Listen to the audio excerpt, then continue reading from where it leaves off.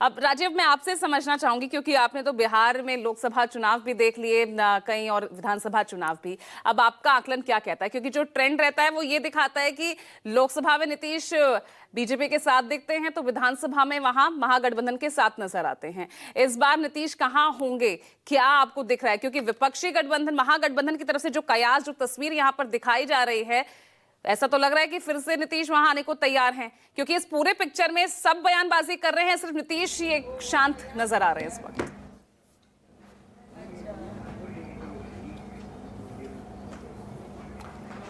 देखिए पूजा, दिल्ली के विधानसभा चुनाव जीतने के बाद एनडीए और खास करके भारतीय जनता पार्टी के हौसले सातवें आसमान पर हैं। अभी शपथ ग्रहण समारोह को देखिएगा कितने ग्रैंड तरीके से भारतीय जनता पार्टी करेगी। 27 साल का सूखा उसका दिल्ली में खत्म हुआ है और 20 साल से वो लगातार, कमोबेश कुछ महीनों को छोड़ दिया जाए तो 20 साल से लगातार बीजेपी नीतीश कुमार के साथ पटना में, बिहार में सत्ता में है।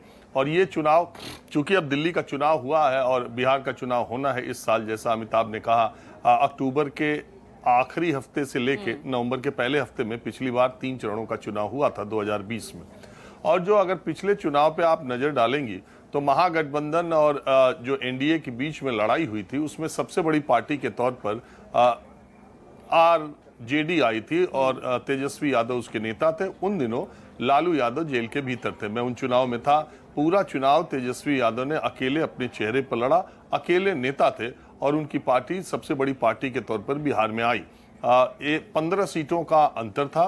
110 सीटें आरजेडी गठबंधन, महागठबंधन के पास थी, 125 सीटें एनडीए गठबंधन के पास थी और 5 सीटें एमआईएम जीती थी। और उन 5 के अलावा एमआईएम के चुनाव लड़ने की वजह से वो जो किशनगंज और उस इलाके के आसपास का इलाका है उससे आरजेडी को काफ़ी नुकसान या महागठबंधन को हुआ था। बाद में वो एमआईएम के विधायक आरजेडी में शामिल हो गए। तो इस तरह से अगर आप देखेंगे पिछले चुनाव के तो परिस्थितियां सेम थी। नीतीश कुमार एनडीए के साथ थे, 15 साल का शासन था। प्रधानमंत्री मोदी 19 के बाद जीत के दोबारा आ चुके थे प्रचंड बहुमत से और बिहार में बहुत मजबूती से एनडीए ने चुनाव लड़ा, लेकिन मुकाबला कांटे का रहा। अब इस बार की बात, खास बात ये नहीं है कि एनडीए और विपक्ष में किस तरह की लड़ाई होगी।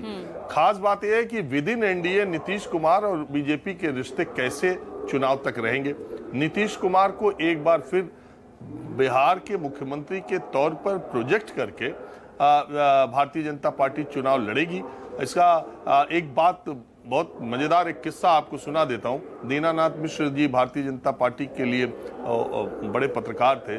जब नीतीश कुमार का गठबंधन की बात थी तो ये प्रस्ताव एक कॉफी हाउस में नीतीश कुमार से दीनानाथ मिश्र जी ने रखा था। तब नीतीश कुमार और जॉर्ज फर्नांडिस ये तय नहीं कर पा रहे थे कि बीजेपी के साथ वो बिहार में क्या, किस बात की गठबंधन करेंगे और क्या करेंगे।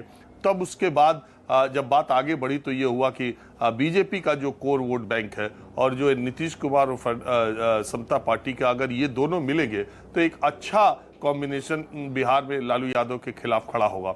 और तब से लेके आज तक नीतीश कुमार ने वो जो लीड करने का रोल था, उस समय भी बीजेपी ने उनको कहा कि चेहरा आप ही होंगे, आप गठबंधन कीजिए, हम पीछे आपके होंगे। तब से लेके आज तक कम सीटों पर होने के बावजूद नीतीश कुमार को पिछली बार मुख्यमंत्री बनाया।